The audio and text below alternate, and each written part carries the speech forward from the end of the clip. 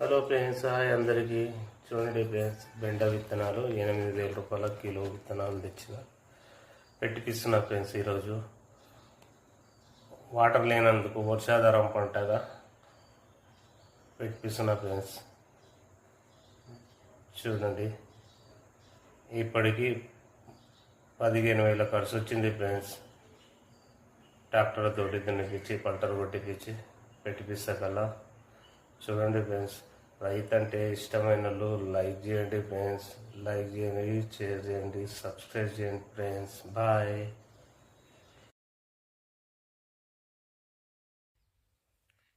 చూడండి ఫ్రెండ్స్, ఈ బెండ విత్తనాలు పెట్టినాము, పెడతారు చూడండి.